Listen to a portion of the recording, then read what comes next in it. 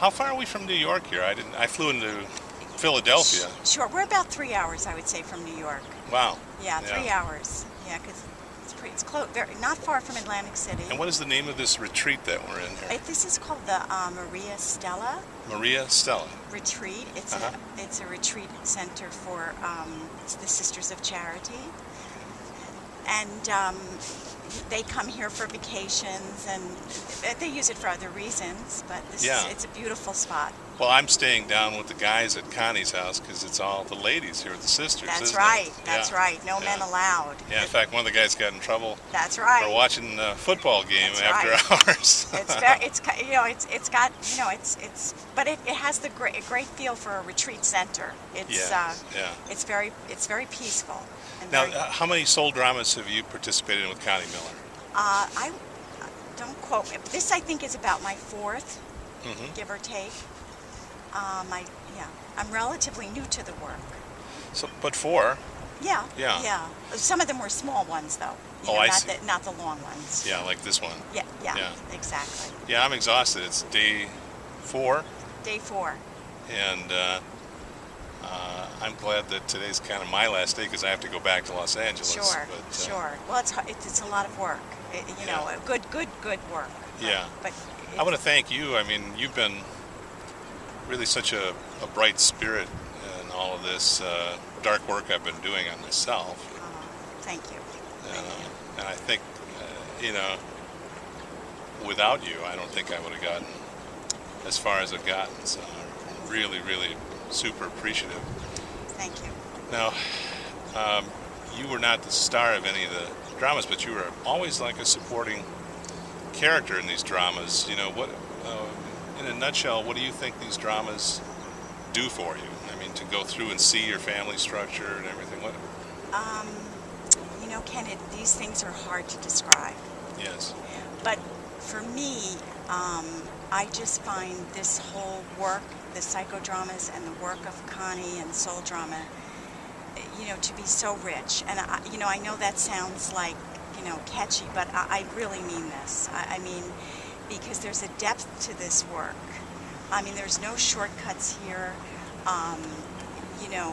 You really do work things out in action and with the role playing, and you look at things from such a big perspective, the spiritual side, the emotional side, the rational side, how they all intertwine. Yeah, it's interesting how we take on the roles of the families, and then you can step away from it if you're the star protagonist of a drama, and you can see your entire family dynamic, but when you're standing in the middle of it, you're lost. You just reflexively go to the roles that you knew, that you served in your family. So you just live that out. It's like you're trying to win still at yesterday's game, if you will. You might as well still be there, because you're still in those roles. And if you stay in those roles, those old roles, you'll pick out new people in your lives that really, you just live out the same dramas over and over and over again. That's what happens. Aren't you always amazed by how you're selected for a role and you'll find some deep reason that completely fits maybe a half an hour into the drama? This is why I was chosen for this role. Exactly. Well, you've been playing some very interesting roles. You've been such a great facilitator, right. and you play them very well. I don't know if we should go. No, if we should go into detail, but you play the role. Not probably some of the darker side roles. I've been playing the bad guys. Yeah, you play the bad guys. Either men or women. Yeah. It doesn't matter. I'm there for you. And interestingly, that's right. Guy. No, and you play, but we need that. That's the dark side of me that I always hide away. So it's very therapeutic for me to act out some of those roles. Absolutely. Because they're stuck down inside of me. Well, truthfully, they're stuck down inside of all of us. Because there you go. Yeah. Thank you. The truth is we all, there's a lot of good, there's a lot of bad, and there is the ugly. And we don't want to look at the ugly. So the good, bad, and the ugly. Yeah, the good, bad, and the ugly. And you can't hide in these rooms. And see, Ken, it's interesting because for years I've done a lot of work on myself. I've tried to, Right. and but I would do it in a more safe way. You know, I would do it almost from afar. The groups would be bigger. You know, it would be, I could learn, but I didn't have to get too involved. You can't, you know, this is not for people that want to hide. You know, or not, and that's not a bad thing. It's just that you have to want to. You're involved. You're not going to hide in front of 12 no, people. Yeah. No, you're not going to hide. And why would you come if, you know, in a way, if you're not, Yeah. you know, I mean, you see the commitment. I think people that come really, really want to do the work. Yeah, I have to say my first one in Italy, I came just to do the social media, and Connie insisted that I participate as a group member, Right. just so that I would be able to truly, and she's right, without it I'd be lost. I would just be like coming out here on the patio and saying, so how do you like Yeah, right. New Jersey? Yeah, yeah, right. I'd be like at the superficial, shallow Really, level, right. but Yeah. I can relate to what she does is really clear away a lot of the brush so that your soul can grow into some new directions. I mean, how would you say it? Is that Yeah, I think that's a great way. It Yeah. deepens our soul. I love Connie's expression, and I use it a lot. And I think if you really look at any human being in the world, you know, the soul, our souls do not quit. And that's clearly from Connie. That's not my expression. Our souls do not quit. And if you look at any person that you know, we're all striving. You know, we all want the same things. You know, we want to be accepted. We want to belong. We want to be loved.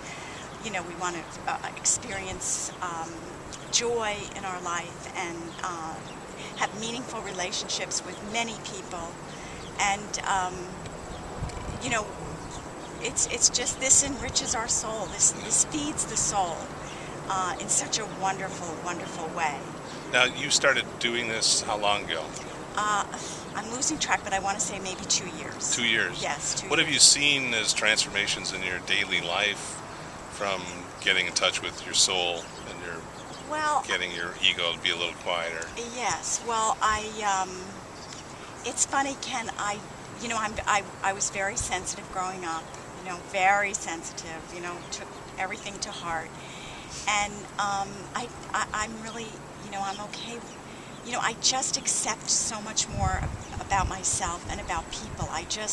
More accepting. More accepting, just so much more accepting, and much more peaceful, more willing to be with you know, not run around fixing and doing and experiencing solitude, which is something I never really did.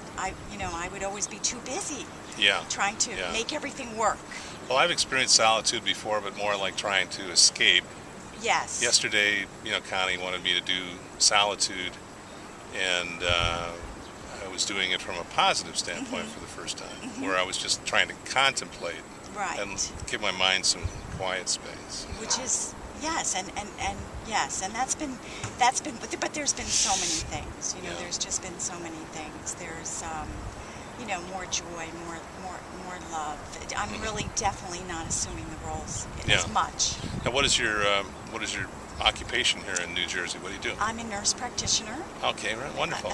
Yeah, and so I this wo- must be wonderful Right. for your. It's wonderful for my work. Yeah. I work in cardiology, so I always like to say, you know, I'm always around hearts. Uh-huh. And My father had a heart transplant oh, at age 70. I heard you say that. Yeah. I was not in the direct And conversation. he's changed a lot since well, then. And you know, it's not just, you know, the shock of having that. I mean, the heart really is an emotional center. it's an emotional center. I mean, It's he's an said things and done things that he never did the prior 70 Well, years. When someone takes your heart out, and puts in a new heart, that's huge. And in some ways, that's soul drama. You know what I mean? It's like Yeah. reworking the heart so it's open. Because you know, if we have a closed heart, that's actually one of the best things it's done for me. When I have a closed heart, like, man, I don't want to be around. You don't want to be around me. I don't want to be around. You know, when you close up your heart, it's a rough way to go. And it's so nice to have your heart open. You have a big heart, Oh. and I loved one of the things that Connie does is have us, you know, pretend to be some imaginary characters, and you picked Ernie, which is so cute. Yeah, I like Ernie. You know, Ernie's very, you know, his power though is his sweetness. Yeah. You can't, you know. How can you say no to Ernie? How can you say no to Ernie? How can you say no to Ernie? But anyway, thank you so Oh, much.